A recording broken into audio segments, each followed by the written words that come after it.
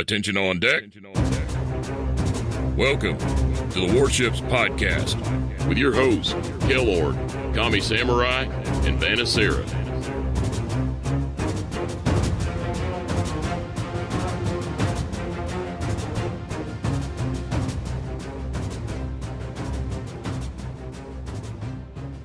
Hello and welcome to episode 32 of the Warships Podcast. Today we won't be talking about the game World of Warships. Instead, our guest today is here to talk to us about what being a captain of a real battleship was like. Vice Admiral Douglas Katz, United States Navy retired, graduated from the Naval Academy in 1965, and was a surface warfare specialist. He served as commanding officer of the destroyer U.S.S. from 1983 to 1985, and was the battleship U.S.S. New Jersey from 1987 to 1989. After which he was promoted to flag rank and went on to command Cruiser Destroyer Group 2 during Desert Storm from the carrier U.S.S. America, was promoted to Vice Admiral to command the U.S. Navy's 5th Fleet, and was Commander Surface Force Atlantic Fleet until he retired in 1997. Welcome to the show, Admiral Katz. Thank you. Pleasure to be here. Awesome. So your first ship was DD-844 Perry, a Gearing class destroyer. We actually have the Gearing class destroyers in the game as the most advanced in the United States Navy's destroyer line. Can you tell us what the Perry was configured like, what kind of guns and or missiles that it had when you were on board, and kind of give us an idea of what sailing on a Gearing class destroyer was like in the 60s, especially in weather? Not good. I will certainly tell you that about Perry. That was mine. DD-844 was the Gearing class. I'm surprised actually that you have it as such a capability as a destroyer. She was configured when I was aboard, and I came aboard in 1965 as an ASW, anti-submarine warfare platform. She was a Fram 1. We had twin 5-inch 38s, one forward, one aft. We had an aft dash helo deck. I ended up being the dash pilot. That was a remote-controlled unmanned helo QH-50 from the early days, and it was interesting. Interesting from the standpoint, keeping them in the air was a little difficult in the early 60s, but we were able to do that. In my case, I actually was a helo pilot and on Perry, and actually never ever lost an aircraft. My relief relieved me, and a month later he buried one. So it was quite an experience landing remote controlled helos, dual bladed on a deck of a Perry, or in this case a Gearing class destroyer. It had a 23 sonar. It had a digital, believe it or not, fire control system, Mark 111, torpedo tubes, Mark 32, and she could go about 30 knots, 32 knots actually, and we did on several occasions in the 2 years that I was aboard. And in addition to that, her 4 boilers were old, pressure fired, and I mean they were old, needless to say. But she could still contend in rough seas. The trouble was, boy, was it rough. And if you took a broadside, we almost capsized a couple times. It was, they were small. They were only 2,400 to 3,500 tons, depending on what they had on them. And so it was a rough ride. I will tell you this. Anyone who said they rode one of those in rough seas like we did several times and didn't get seasick, there was something wrong with them. I mean, to tell you, it was a tough ride. Not only that, the CIC, or the combat area of those destroyers, you could smoke then. And it was drowned in smoke. You could hardly see the radar scope. I mean, it was unbelievable in those days. We're talking now 65. And I had some very interesting experiences. I don't know how much you want to hear about those on that ship. Oh, absolutely. One of the things that we are curious about is you were a gunnery officer for the 5-inch guns at one point on the Perry, weren't you? I certainly was. That was probably my first job, and I can tell you some stories that were not very positive. And in fact, I had to give a speech to the Naval Academy to a class, and I was talking to them and tell them, hey, when you get out in the fleet, you got all kinds of things going to happen.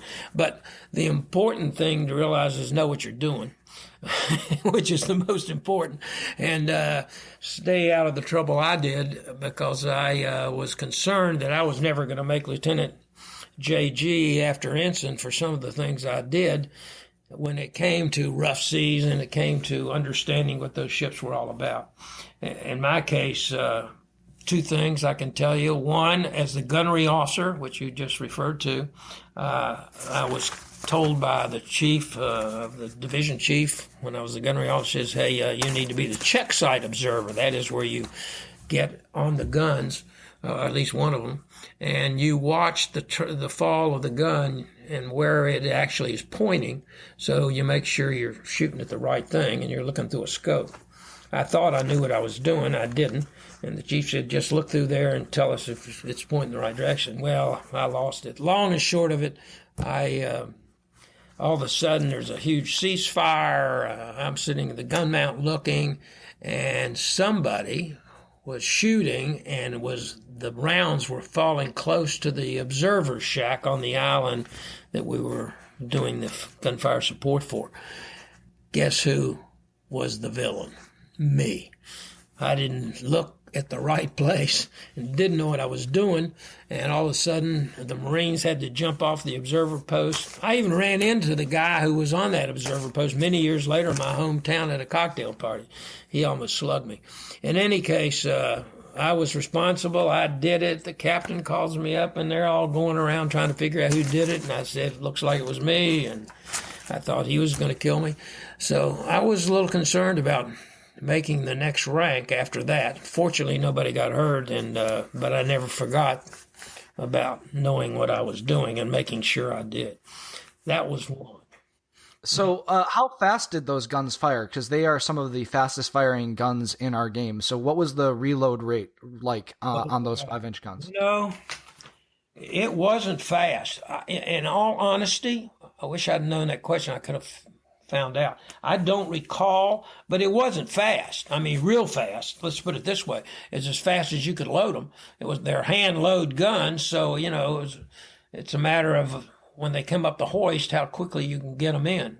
You want to know about loading rates of battleships? I know more, but on a 5-inch 38, we'll get to that in a little bit. Yeah, right. But anyway, but I can't recall the 5-inch 54, which was the follow-on gun that the Navy produced, was much faster. Boom, boom, boom, as opposed to boom, then up the hoist, throw it into the breech, shut it, and ram the powder. So it was not fast. I mean, I wish I knew, and I apologize for not. I've just forgotten.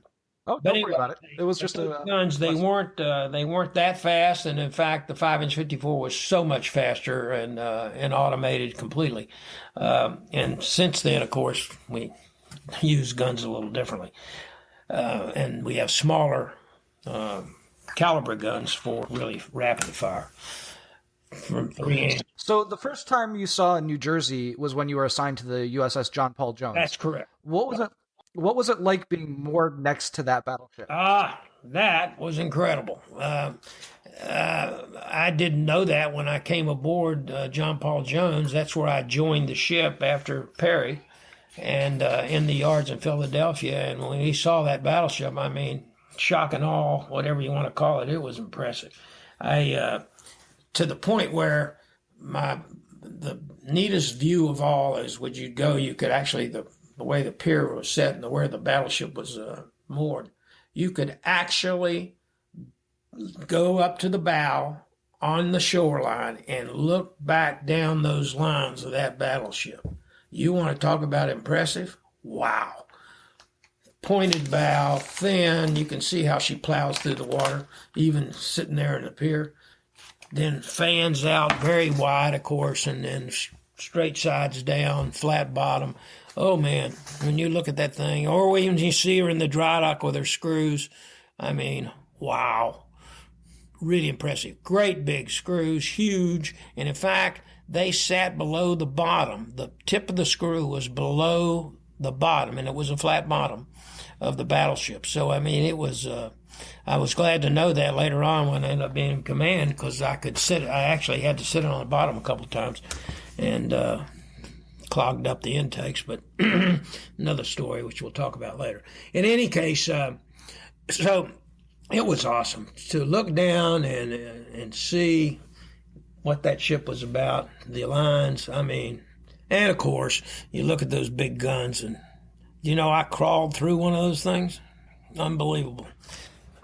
I was talking to Paul Stillwell the other day, and he was like, Admiral Katz is a pretty small guy, and now that you tell me that you can crawl through one of those guns, that tells me just I didn't get claustrophobia then, but it was it was woohoo.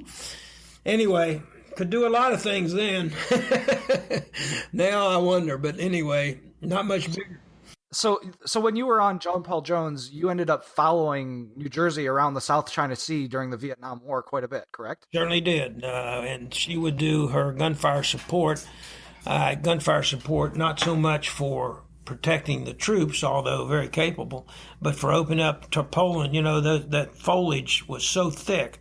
Boy, you put a 2,000-pound round. We had 2,700 pounders, but you put those things in, they make a hole the size of a railroad car. I mean, they really. Now, accuracy, depending on your range, not as good as we would have liked it, or even as we talk about it today, and I can talk about that as well in my time with New Jersey when the ship was over in Lebanon and afterwards. I wasn't aboard for that, but one of my predecessors was, and 400 meters. That was about their accuracy at about 20-some miles. And if you're trying to hit a guerrilla stronghold between the church and orphanage, you don't call on a battleship, if you know what I mean. they'll get the terrorist stronghold, but they'll get everything else around it because they are big, and they big hole. So when we were following around, she did a lot of opening up of jungle so that we could get our helos in to retrieve our troops, and we did gunfire support as well for now we call them SEALs, but UDT and that kind of stuff, and support of our mission. It was, you think about it, bringing over a B-52 to drop one big enough to make a hole, that gets expensive, and it takes a lot of them. A battleship is just sit off there and pump them out. So that was kind of what it was designed to do in the 60s, and that's what it did. When you get into the 80s, it's a little different with Tomahawk. So after following her around the South China Sea, what was the next time that you were involved with New Jersey? Actually, the next time I got involved was as a lieutenant commander. I'd done my XO tour in Charleston on a destroyer Mahan, and then I had gone to be the surface operations officer on a group staff, a carrier group staff. It was the America Battle Group, CBBG, and went over and did the med. When I came back from that, they sent me to the Pentagon.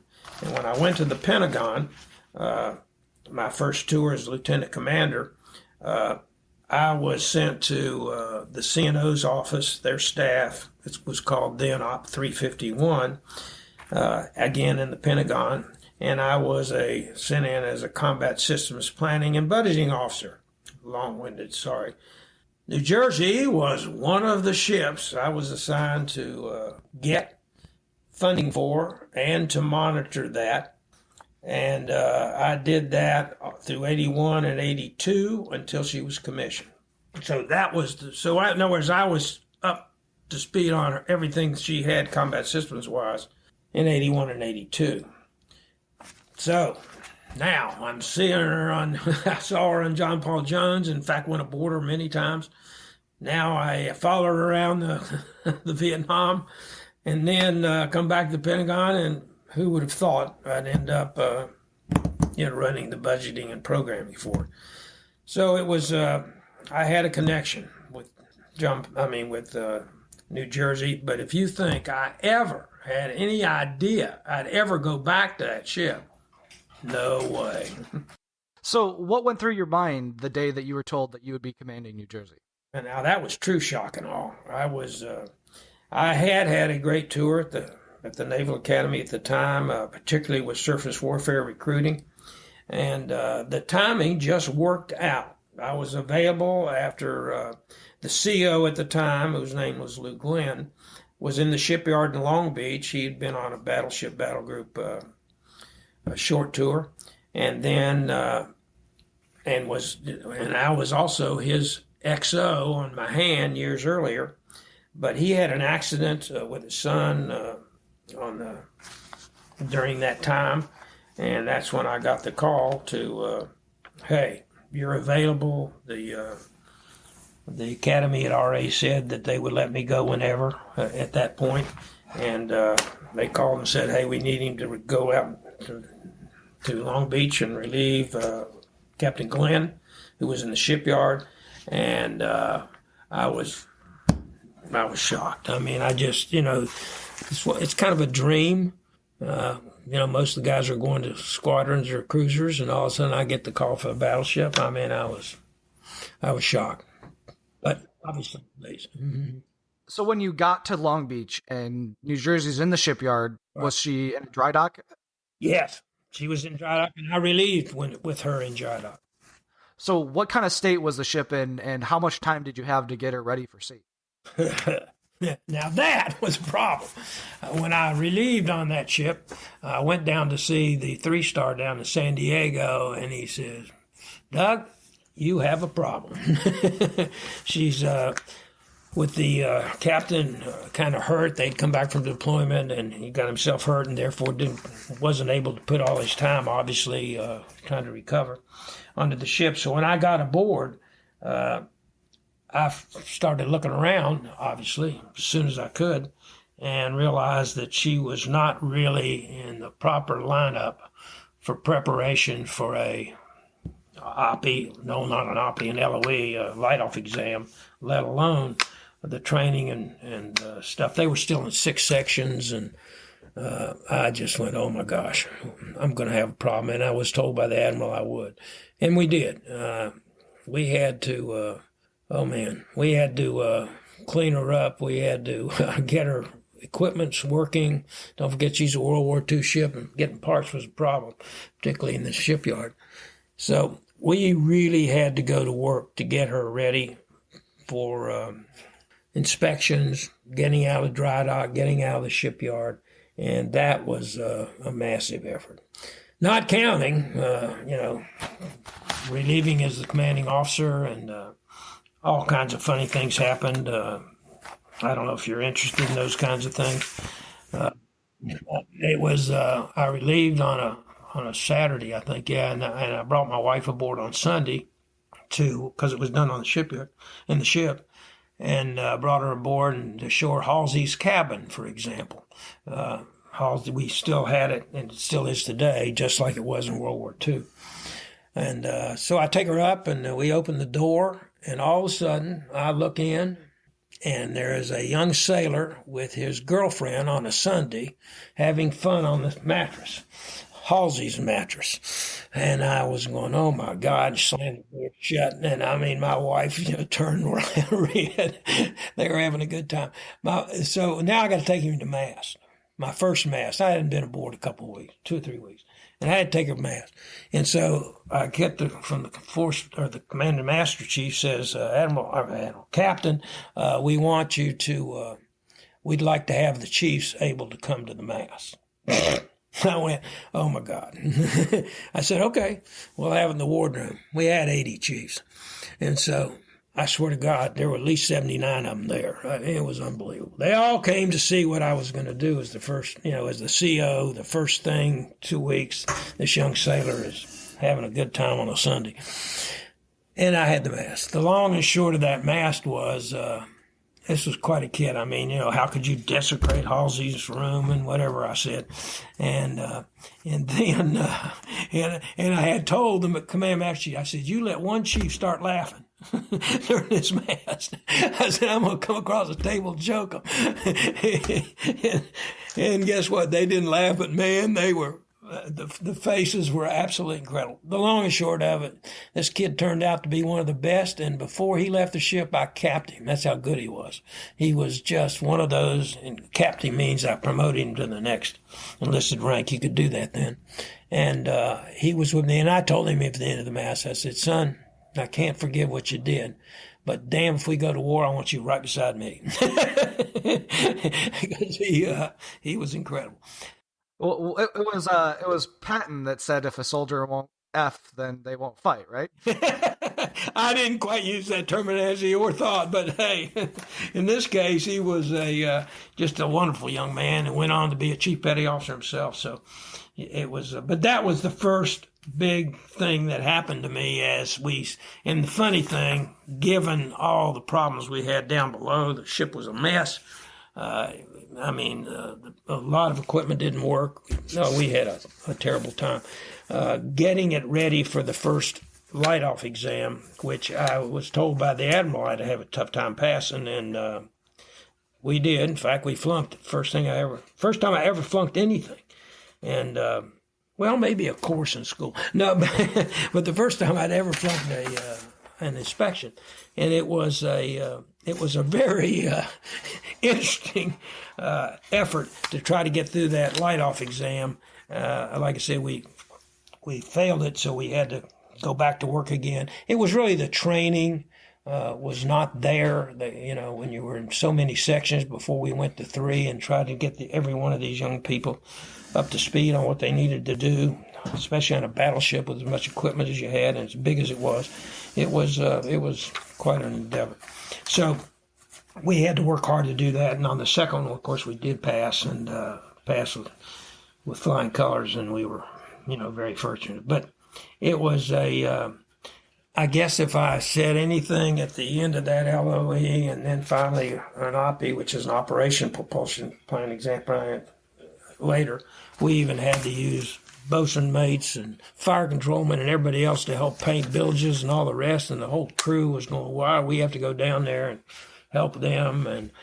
And I said, because we're 1,700 strong and we are together, and we're going to stay together for a long time, so hey, we need all the help we get. And they did. The whole flipping crew jumped in there, and boy, we cleaned that thing up. You wouldn't believe it. And by the time we got to the OPI, which is the Operation Propulsion Plan exam, we not only were able to get up to 32 knots, 33, which nobody thought we could do, as old as it was. We did with ease. Well, not without ease. One of the pumps didn't work, and I had to go down, and I was panicked. We were going to flunk the OPI. I ran down the engine room and just in time to have a petty officer, or not a petty officer, a chief was cranking with a huge wrench, putting his feed pump back together, and he passed out. He'd been working for God knows 24 hours. So guess who ends up putting the bolt back on because I was the closest to the bolt. Man, I scared to death. All the inspectors are watching. And so I had to go start cranking, and finally I did that for a little bit before petty officer came over. We passed, and the ship was proud of that accomplishment. I was proud of it, and we went through some very interesting endeavors throughout training, preparation, and all that before we deployed. But the whole ship was together, and that was probably the greatest part of that tour, was having all the folks on board, all 1,700, all motivated to do the job and get it done. And we coined the phrase at the time, it doesn't get any better than this, and it didn't. So how many captains would have run down to the boiler room and cranked on a wrench in the middle of an exam? I have no idea, but that just doesn't seem like a common behavior from a captain. It wasn't, but I wanted to pass. And after all we've been through to get there, and it was not easy, and a lot of people were losing sleep, I just thought I needed to be there. Probably and I will tell you right even now, one of the reasons was if you take a battleship at 32 knots and you want to stop, which we had to do for that propulsion plan exam, and go aft. You had to stop and lock the shafts to do it. From 32 knots, 60,000 tons. You know how long it takes to stop that thing? 3.5 ship lengths. Or I'm sorry, 3.5 miles. In other words, ship lengths, forget that. It was on a battleship. When I was going at 32, we had to go all back full, stop and lock the shaft. That ship took 3.5 miles to stop. So, you learn a lot of things. That's an incredible distance. Oh, geez. Yeah, but the point I was trying to make was, in that process, one time I went down again because I'd spent some time down the engine room, and I watched us do that on the second time we did it, and it went all back full. I have never seen so many people running in so many directions, and those valves were huge. And, these little guys in World War II, how they opened and closed those valves was absolutely beyond me. From the feed tanks to it's just in the boilers and pulling burners. I wish I said, I got to take a video of this.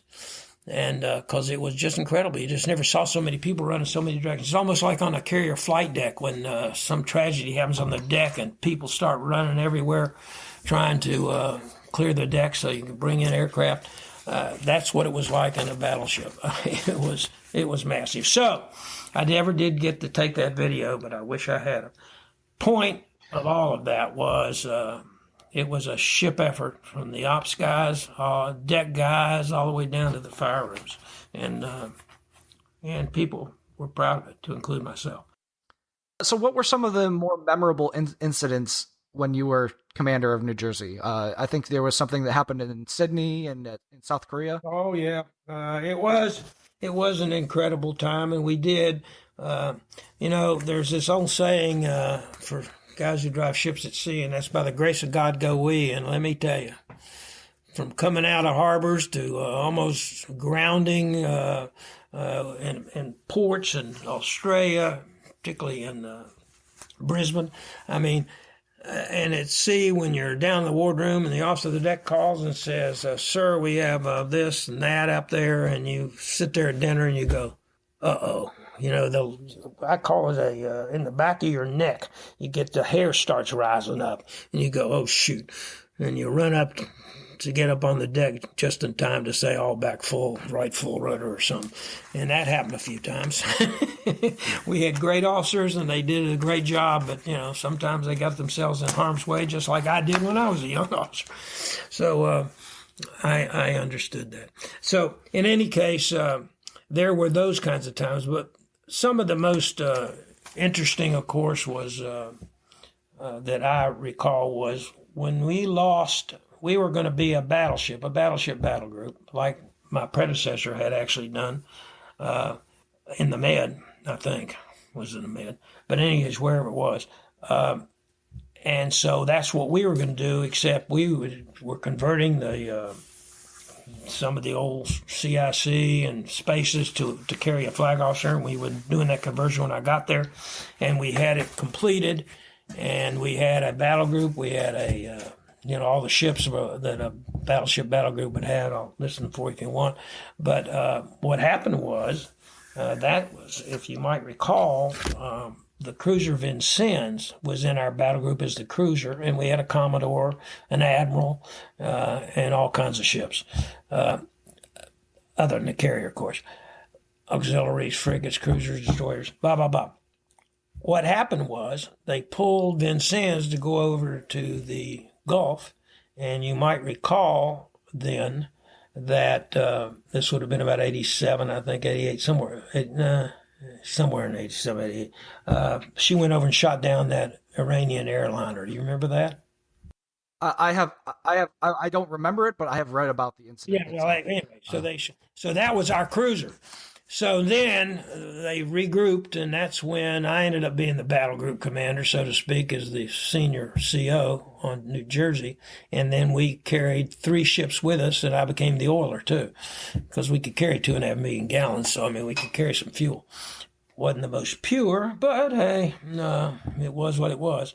And we had a DD 990, I think, Ingersoll. We had a frigate. I think it was Benson. And then we had a destroyer, a DDG-2 class destroyer. So we had three ships with us plus ourselves, and we were the oiler. So we picked up oil once in a while from an oiler, but most of the time we provided it. That was a new experience. But that was our group when we went over, and we went all the way across the Pacific, of course, and ended up in Australia. We spread ourselves all over it. But 7th Fleet came down once, but for the most part I had it.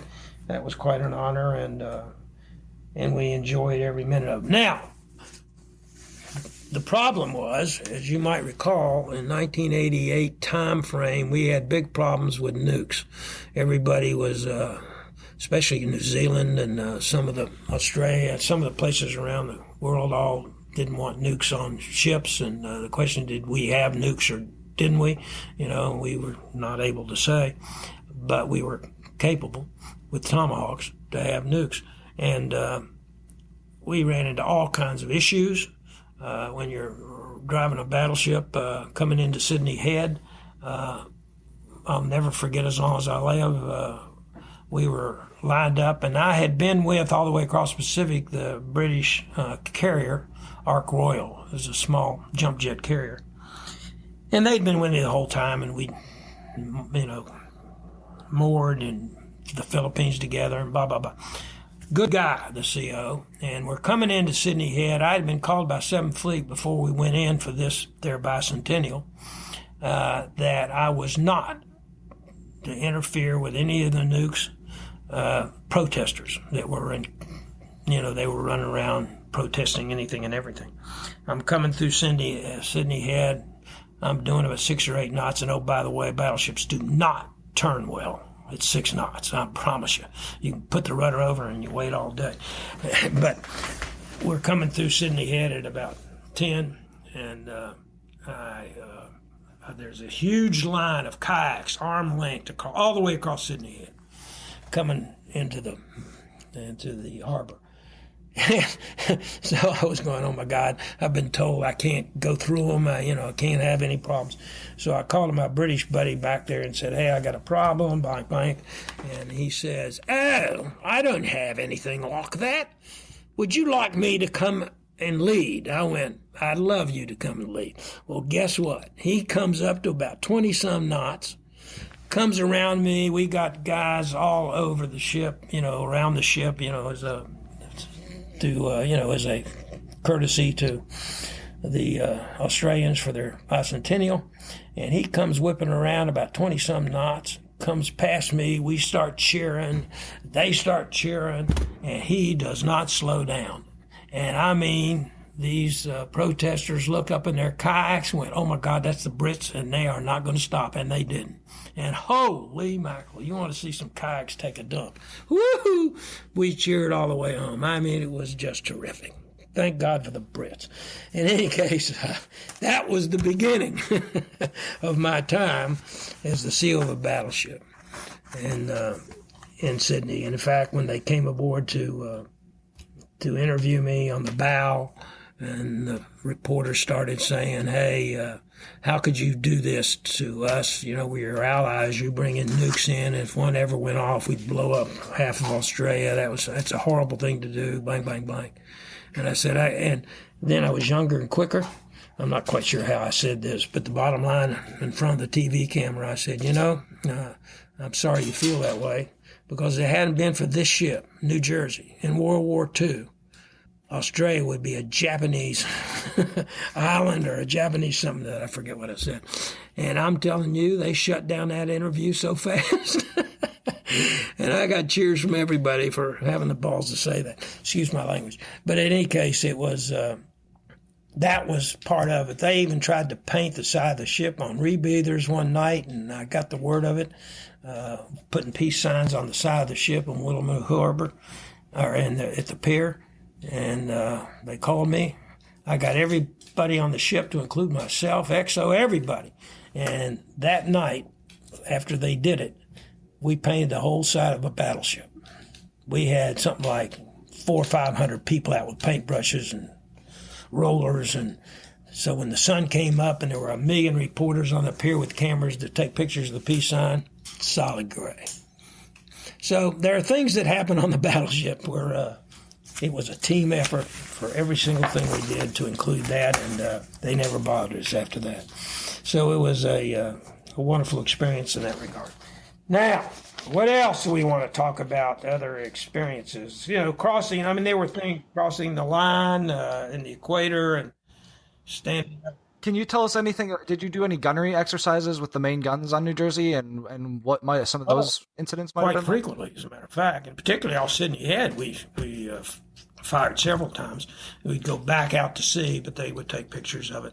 Oh no, we did a lot of gunfire support exercises on New Jersey when I had her, and both at sea during the deployment, and a lot of it, of course, for display for various countries, because it was a battleship and there weren't any other 16-inch guns around, and so it was quite a. And frankly, even when I was in California, we go out in the op area, mayors, city councilors, governors, people just like to see what a battleship could do, and the overpressure that emanated from it. Of course, they all came aboard and saying, "We understand the ship moves, 8-10 feet every time it shoots a broadside," and I went, "Nope." It's the overpressure from the guns that makes it look like it's sliding, but it doesn't. And it goes down 40 feet, for crying out loud, straight sides all the way down to the flat bottom. So it was so we did a lot of exercises like that. We'd have destroyers and cruisers and everybody coming around us to do their part and their exercises, in addition to us just shooting them. I still have shrapnel from all the times we fired those guns.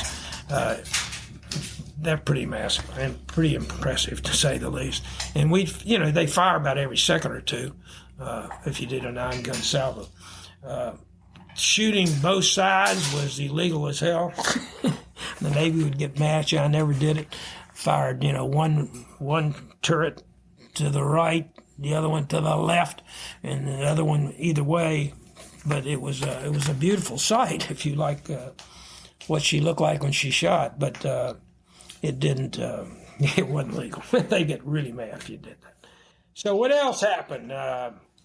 Did you fire mostly one gun at a time, or did you ever fire full broadsides? Both. We fired broadsides, 2 guns. We did everything with it. Everything she could do, we did. And we fired it without projectiles, as I will talk, I guess, a little bit later about.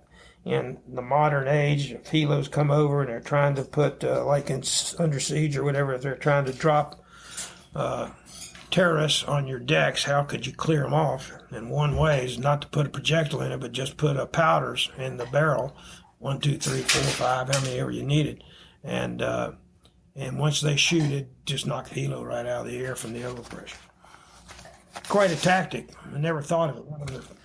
That would be an interesting one for sure. Yeah. Moving forward for just a second, not too long after you were CO of New Jersey, there was the incident on Iowa in her number 2 turret. You were on that board, and could you tell us a little bit about what happened and how that situation, what happened actually on Iowa, and then how that situation played out?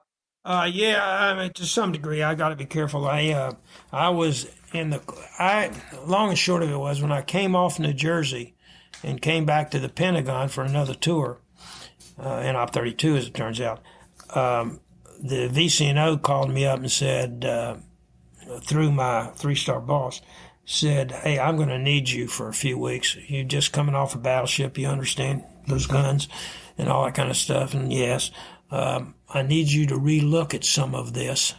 The investigation been completed, and it was determined that we couldn't prove one way or the other what happened. A lot of the evidence from the Turret 2 was destroyed, not on purpose, but by accident. Didn't know what they were dealing with, because nobody ever heard of such a thing, that anybody could do that. So anyway, I had to go read everything. It took me 2 or 3 weeks just to read it. the whole investigation. Could you give us a little bit of background about what actually happened on Iowa? Because I don't think all of our listeners actually know what happened on Iowa that day.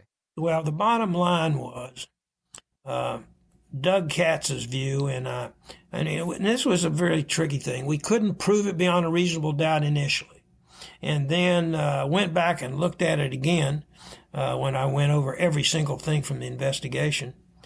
And in the end game, and that was about 1995, 1996, when I went to the last, where I had to go to in front of the judge for the Navy, he did it. I am absolutely convinced he did it. And I told him that. Meanwhile, prior to that time, and I'll tell you how he did it, but as much as I can remember exactly, he had this, he was one of these kids, in today's world, suicide kinds of things were unheard of in 1988. But today, you can see how that can happen to an individual. In his case, it did. He wanted to make a big scene, and he wanted the recognition. One of these strange young kids, when you knew about him, I had to go tell the parents initially, his parents, that he didn't do it. And then I had to go back 6 months later and said, whoops, we really do think he did do it. And so that's when we ended up in lawsuits left and right. And then we finally got out of them all, because when you really looked at the evidence across the board, what did he do? He left the breech partially open, and that's where you got that blowback. Or he was able to leave it partially open, and they didn't stack they stacked the bags with the projectile, but it was not a. And you know what? Now I'm all of a sudden starting to. I didn't think about researching that, and I can't remember now whether, as I recall, the breech was not totally shut. It was almost shut, but not quite. And that's where you got the blowback and killed all those people. I mean, it's a lot of powder, and of course the projectile didn't go anywhere, but it was because of the blowback. But it was, he had rigged the powder bags such that they were loose, and they could, and they went in there, nobody noticed, but they were cut. And so therefore you had this huge explosion came right out of the end of the turret. And that's why you lost. And there were 70, 80 people in that turret. It was just god-awful. You wouldn't believe it. In any case. Was there any chance that could have detonated the magazines under the turret? Or was that, I mean, that probably wasn't his goal, but what kind of risks were there to have an explosion inside a turret like that? Well, the risks are always dangerous because the projectiles are all down below on a greased deck.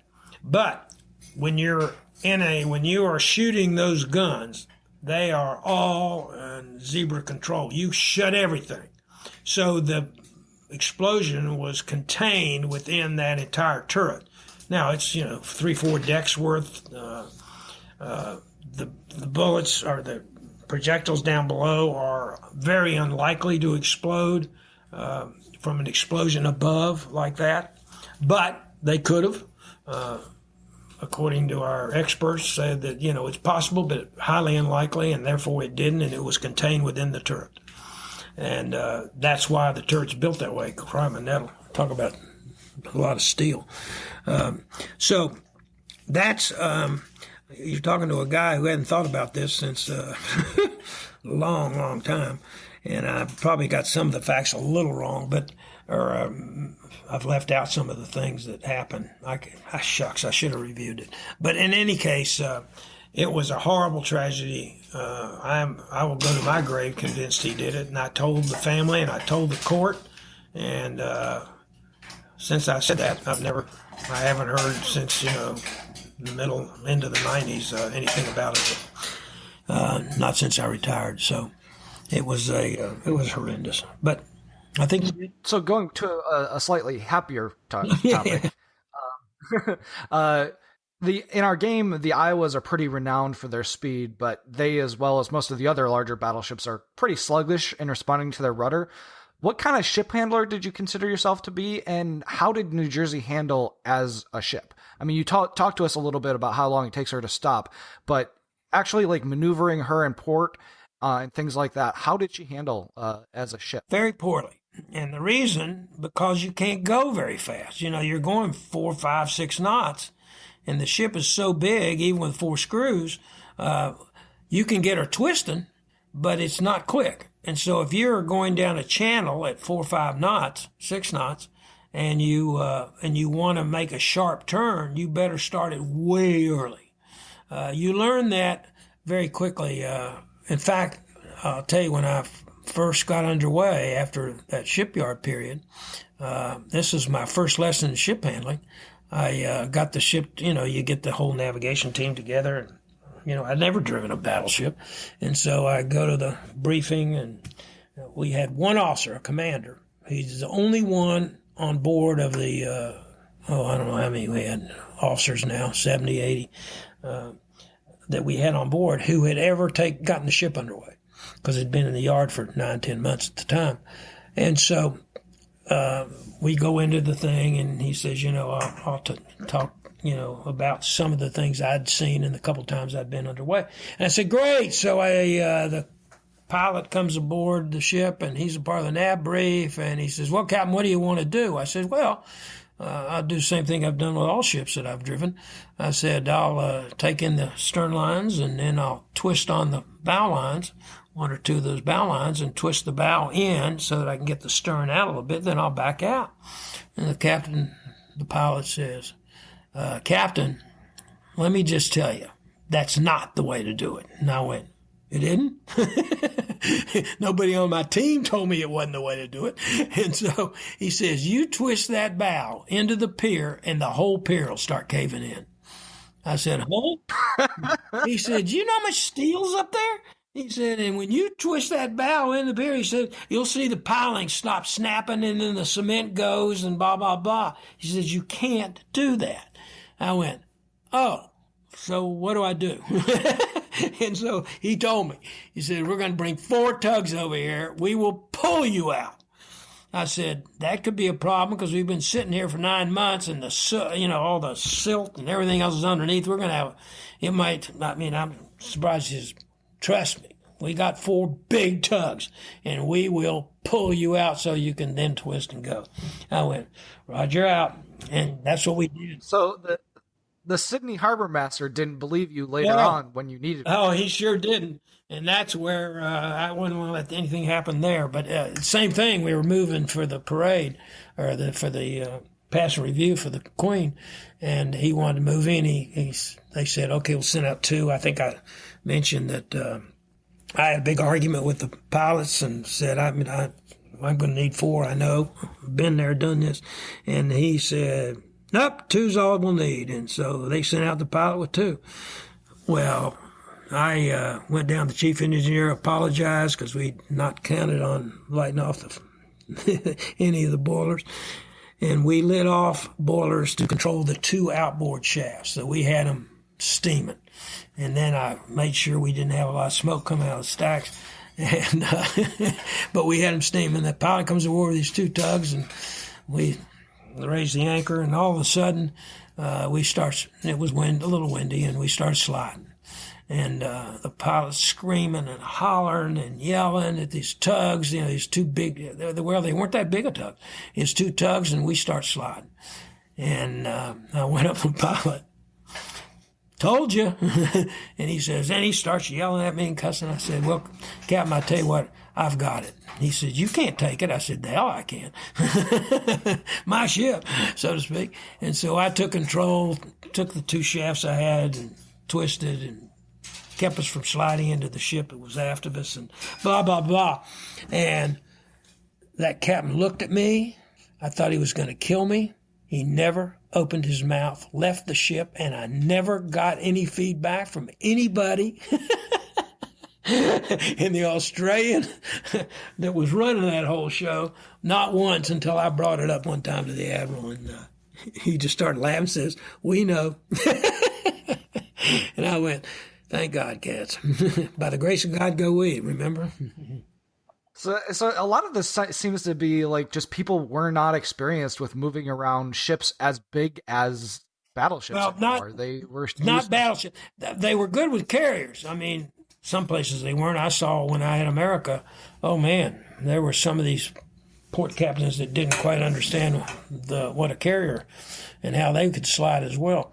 But battleship, they just thought it was like another, a huge ship, but a surface ship. Just you'd handle it like a destroyer.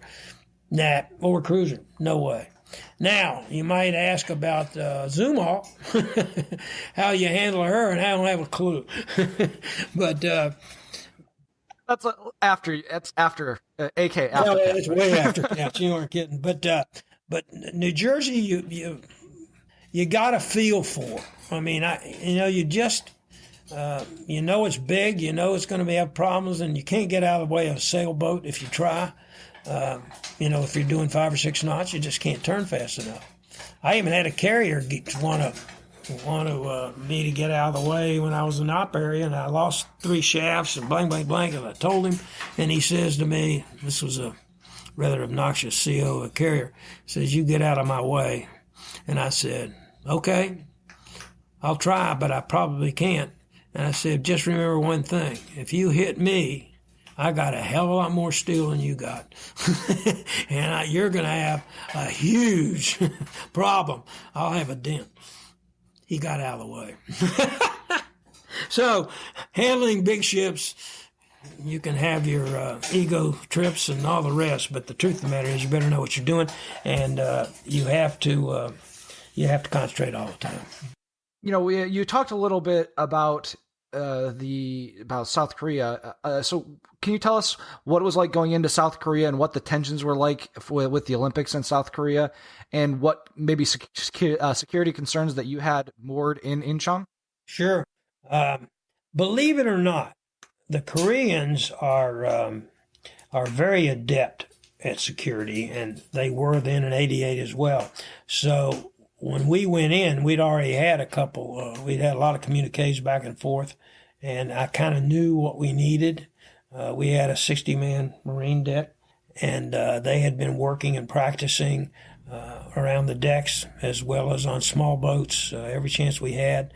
And like I said, we inaugurated that thought that if somebody, if terrorists really were trying to get into the Olympics, and they came by helo and tried to fast rope down to our ship, we'd have rounds already, or powders already stored in the barrels, so we could shoot them straight up and knock the helos out of the air.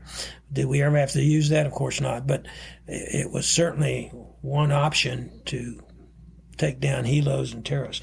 But the Koreans came aboard as soon as we came into port. They came aboard. I'll never forget it. Of course, they had 30-foot tidal drops. Unbelievable in Korea and off Incheon. And so they came aboard with... I actually have read the book about the MacArthur's invasion in Incheon and the Flying Fish Channel and how they had to deal with those tides, which was really interesting, by the way. Oh, yeah, it is. I mean, it was amazing. I mean, you had to go straight up on the gangplank, so to speak, in the brow. When it was high tide and was low tide, you had to go all the way downhill. I mean, it was fascinating in that regard. But for the Marines, we had done all the exercises, and they'd put on shows and really got the confidence of the South Korean forces. And they would come and go with them on their small boats. We'd integrate them so that we needed somebody to speak Korean, we could. But with all that said, 24/7, we had guys on deck. We had guys up on the antennas, always trying to keep an eye out with big binoculars and all kinds of stuff.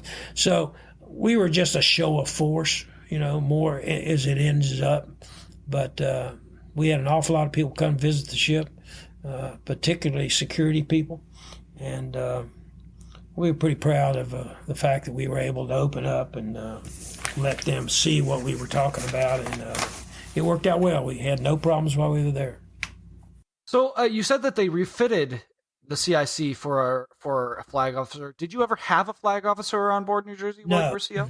not a battle group commander SEAL. I had a whole lot of admirals, both in the deployment before and after.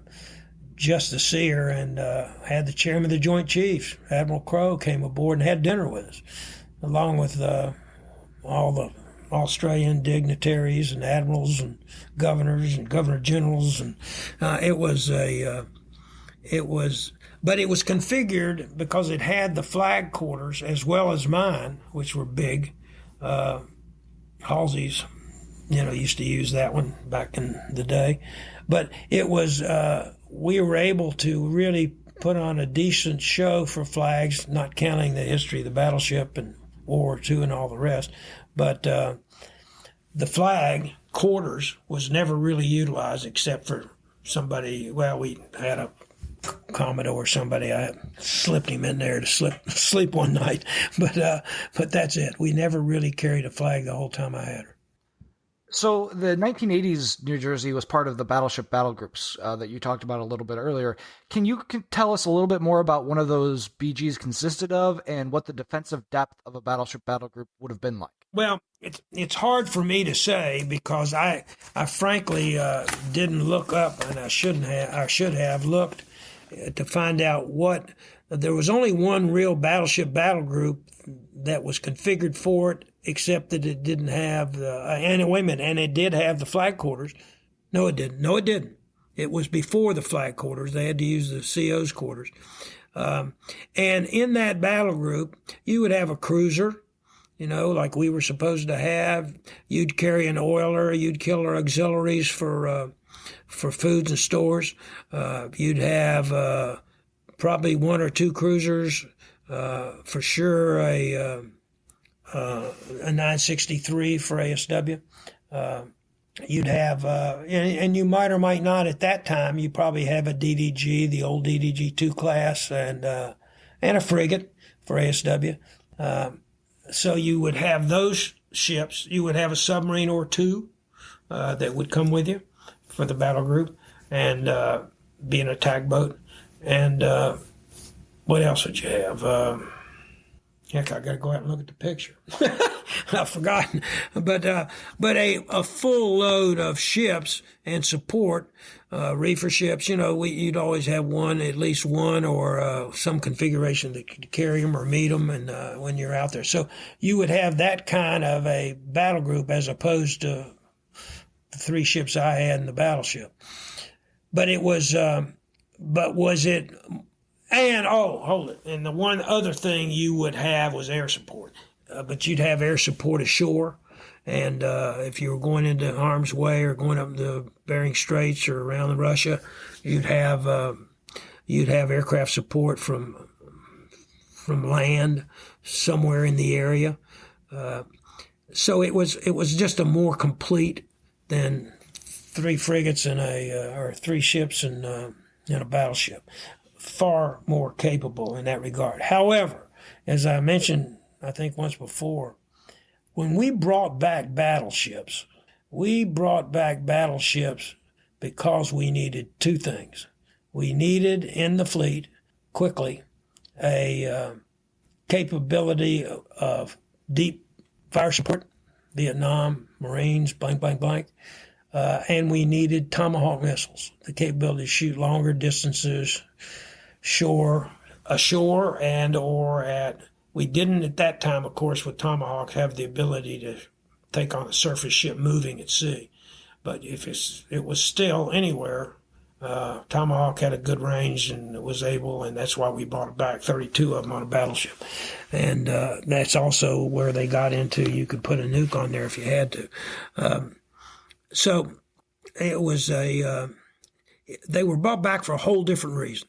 As opposed to doing the same kinds of things that a carrier battle group could do with its aircraft. Entirely different. And we never did use it. In my time on a full deployment, We had the Russians overfly several times, as we went through the Bering Strait, and but nothing, where we were going to get into a shooting contest in any kind or shape, fashion with the Soviets. So again, it was they were brought to do certain things, and they did them all the way up until the beginning of the Gulf War, when New Jersey retired, and all the others started going out after that. Frankly, love that ship. But when you think about the technology, to fire the 16-inch guns, I had a Master Chief who fought in World War II, who was older than Hills, and he used to put match box little things between those huge bearings that move those guns. He'd have little sticks and kind of stuff to get them lined up so that 48 computer could stay within 400 meters. Circle error probable. It's a whole different world. Would we build a gun that's ballistic differently today? No, but we wouldn't build a ballistic gun. Right now we got the Zumwalt, who's got a Lurlap or whatever that round is, and it's so expensive. Railgun is what it is. It's an electromagnetic railgun. Well, not yet. The round is a Lurlap round, which is still powder driven, but no, it isn't. Wait a minute. Or is it electronically driven? That's a good question. Wait a minute. I thought it was still... I know they've been experimenting with that railgun. I don't know if they actually... I was involved in that railgun development, but I'm almost certain right now it will be eventually. That was the plan, was to put a railgun because the round was so much cheaper. You don't have to have powder. But right now I think it's still a powder round, but it's guided. That's the difference. Just like guided rounds, the bombs we drop from aircraft today are guided. But it's... But the electromagnetic gun is the one that it's supposed to have. But the question is, what's it going to cost? I forget what the powdered Lurlap round is on Zumwalt, but I do know it's something like $700,000-$800,000 a round. Are you kidding? No, it's not for a powder round or not for even a guided round. But again, the range is nothing compared to what an electromagnetic gun can do. It comes out of the barrel at Mach 5 and hit the target at Mach 7 or something. After New Jersey, what was the rest of the time in your time in the Navy like? And did you ever kind of wish to go back to being captain of New Jersey? You know what? I don't think I ever necessarily wished. I hold that time as dear.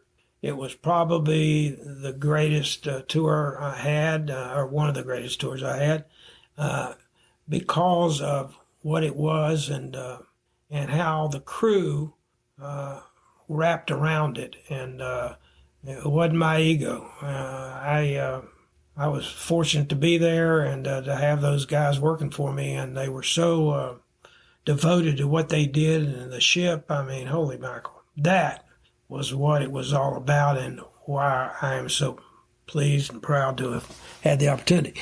But the truth of the matter is, as soon as I left New Jersey and went on to be the battle group commander for America and all the carrier stuff, I'd been on a carrier, that very carrier, as a lieutenant commander, so I kind of knew what aviation was about. But that was another incredible experience.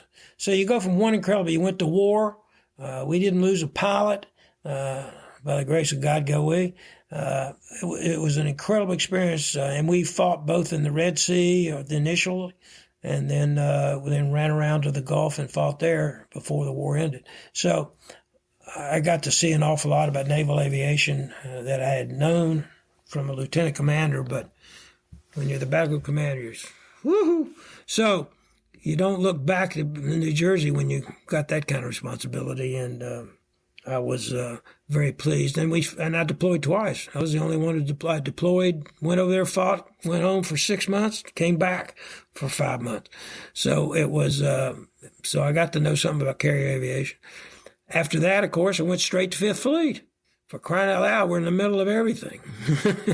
Those were the days right after the war, being a battle commander and then coming back to be Fifth Fleet and being the senior guy, military guy, Air Force, Army, Navy, in the Gulf in 92 to 94. So no time to look back then. I will say, as I got to running the Surface Force Atlantic and being responsible, it was a $67 billion, whatever it is, budget.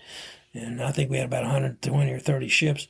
So, keeping them maintained and up to speed and able to fight.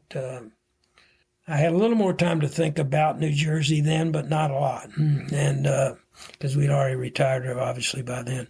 And so looking at those 3 tours, which was the follow-on to New Jersey, I didn't look back that much until after I retired and took all that stuff out and put it all over our house and realized, holy mackerel, what a wonderful 2 years.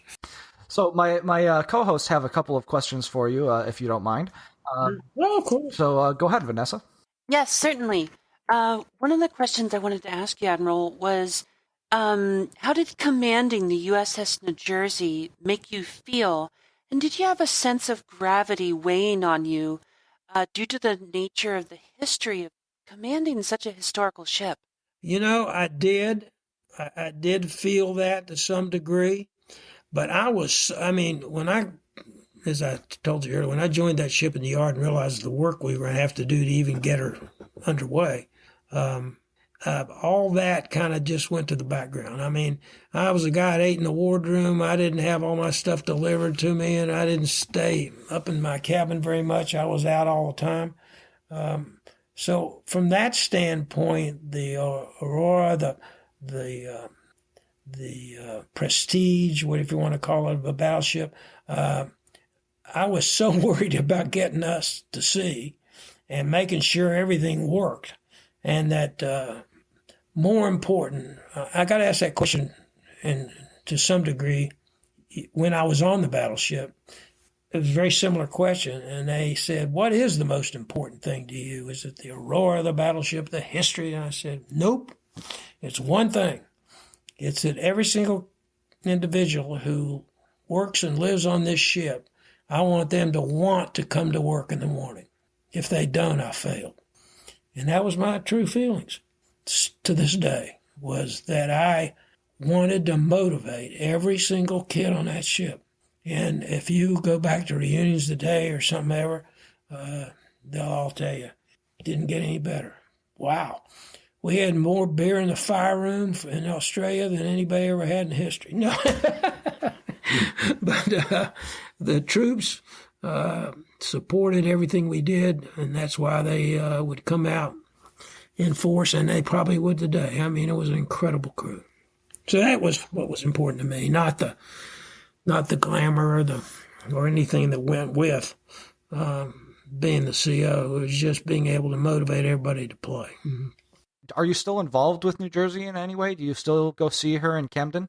Oh, yeah. I was involved when we brought her to Camden. I can tell you the honest truth, I didn't want her to go there. Camden's, I would have rather gone to any place where you had a venue and it's come a long way, Camden has, but it's in it's in a section of town that a lot of people don't call a tourist place.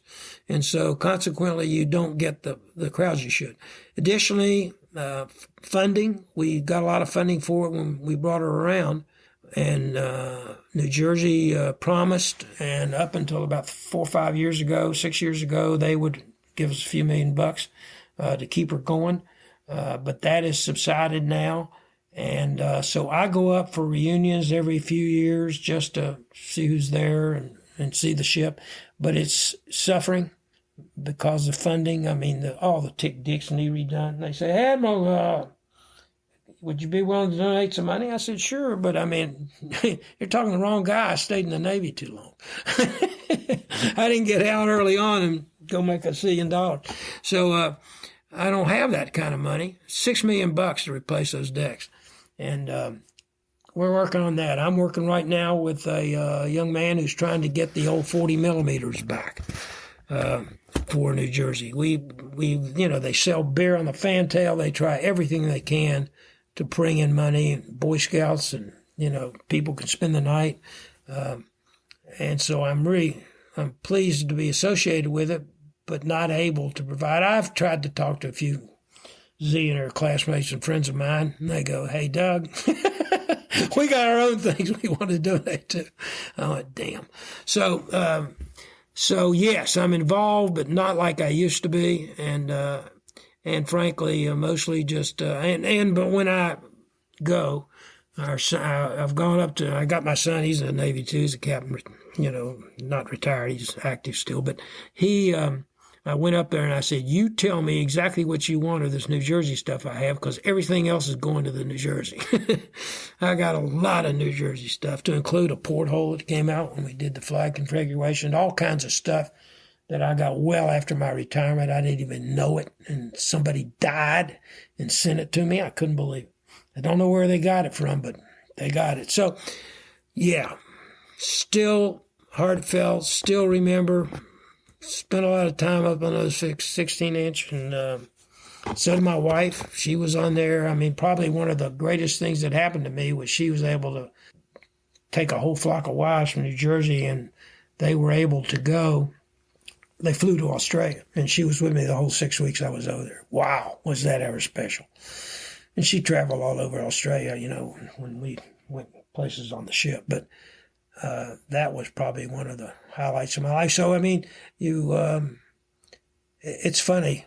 And the older you get, things like that come up and you go, wow, that was pretty slick. And then we danced on the bow. I mean, come on, in the stern. And hey, battleships, gotta love them. I think Vanessa has one more question for you, and then I think we're going to wrap up for the day. So. Sure, whatever. I'm sorry we didn't get to fight much. They for the fighting that they're capable of. In my day, we didn't use them that way. Mm-hmm.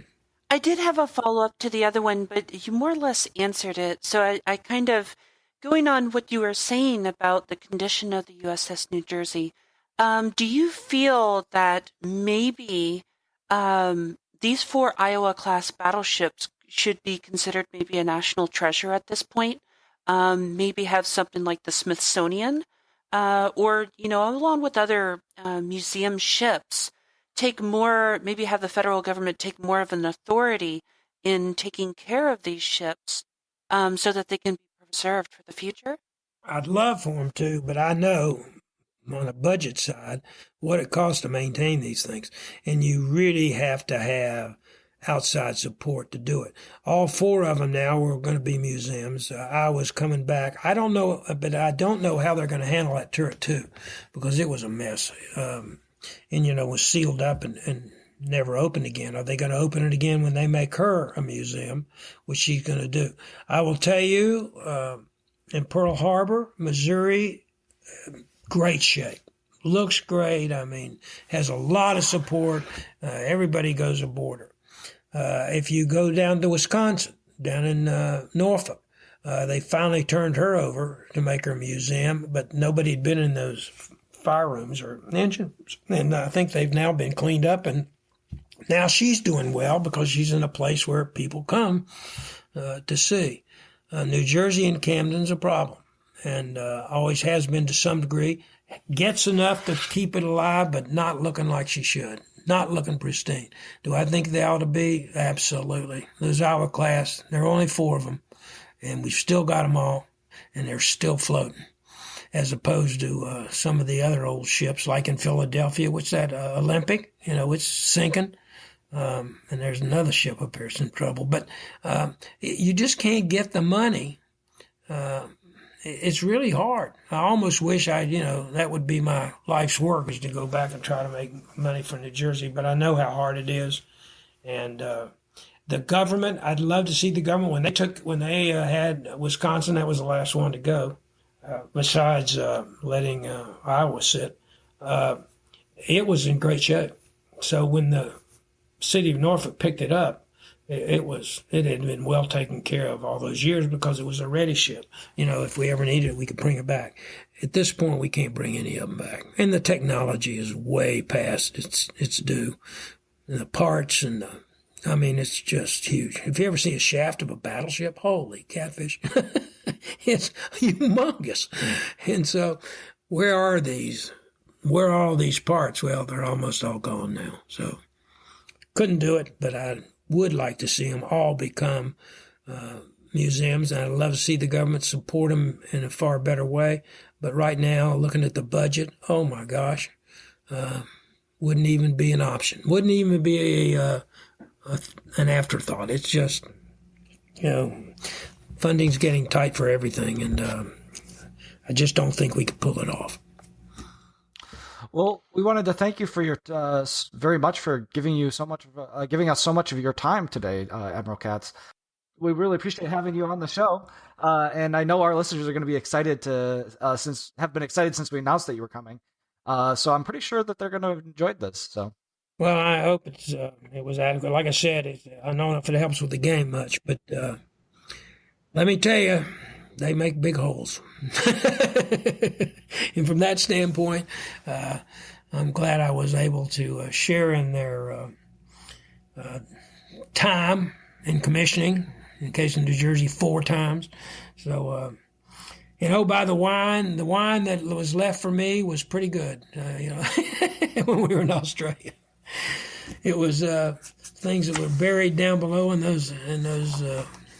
that hole that were just mind-boggling. And anyway, I'm honored to have had the opportunity. I think Kami had one quick thing here to ask you.